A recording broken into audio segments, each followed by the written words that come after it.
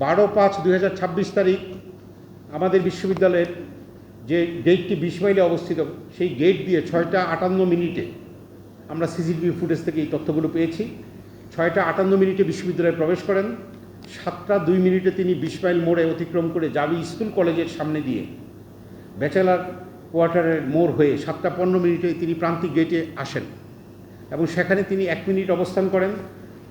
প্রান্তিক গেটে যে ছাউনি আছে সেখানে তিনি 7টা 18 থেকে 7টা 25 পর্যন্ত অবস্থান করেন। এরপর মহিলা ক্লাবের সামনে দিয়ে আমাদের কলদান বিদ্যানিকেতনের সামনে দিয়ে চৌরঙ্গির দিকে যেতে থাকেন। 7টা 31 ওই ব্যক্তি পদ্মপুকুরের উত্তর দিকের মাটির রাস্তা দিয়ে প্রবেশ করে ওই রাস্তা দিয়ে বের হয়ে 7টা 43 তিনি বের হন। সেই ব্যক্তি পুনরায় 7টা 43 সেই রাস্তায় প্রবেশ করে আবার প্রবেশ করেন 8টা 7 চৌরঙ্গি মোড় হয়ে মেডিকেলের সামনে দিয়ে।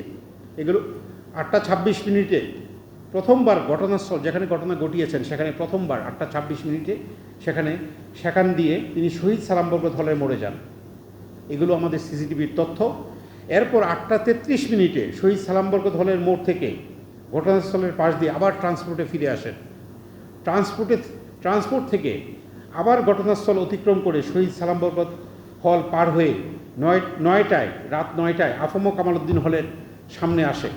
সেখান থেকে আবার শহীদ সালাম বরকতের মোড়ে এসে কিছুক্ষণ অপেক্ষা করে ঘটনাস্থলের পাশ দিয়ে 9টা 30 ট্রান্সপোর্টে আবার পুরাতন ট্রান্সপোর্ট যে আমাদের সেখানে এসে পৌঁছায়। 9টা 30 থেকে 10টা 16 পর্যন্ত দুইবার ঘটনাস্থলের সামনে দিয়ে তিনি দুবার আসা যাওয়া করেন। এরপর 10টা 20 আবার চৌরঙ্গির মোড় হয়ে ছাত্রীদের হলের রাস্তা শহীদ মিনার পুরাতন প্রশাসনিক ভবনের সামনে দিয়ে আমাদের এই ভবনের সামনে দিয়ে পুনরায় 10টা 50 ট্রান্সপোর্টে আবার ফিরে যান।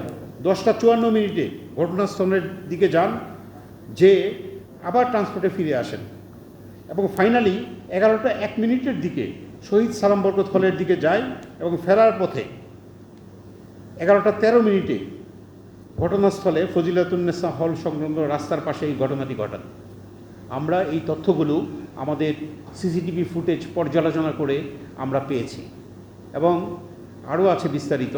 তবে তিনি এই 6টা 58 থেকে ঘটনা যে সময়টুকু পর্যন্ত আমরা তাকে পেয়েছি এবং আমরা এখন যেটা সার্চ করছি যে উনি কীভাবে বের হয়েছেন ক্যাম্পাস থেকে, সেটা এখনও আমাদের অনেক সময় নিচ্ছে। আমি বলেছিলাম কয়েকদিন সময় লাগবে।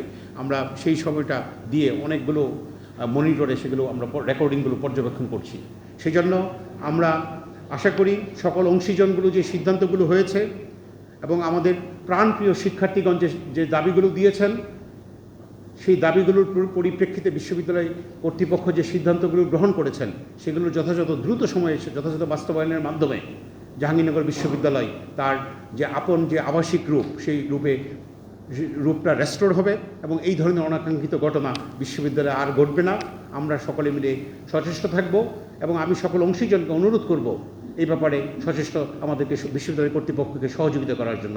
একই সাথে এই দোষী যে ব্যক্তি আছে তাকে যেন আমাদের আইনশৃঙ্খলা বাহিনী, রাষ্ট্রের যে আইনশৃঙ্খলা বাহিনী আছে তারা যেন দ্রুত গ্রেফতার করেন। আমরা আপনাদের মাধ্যমে আমি সরকারকে সেটা অনুরোধ রাখছি।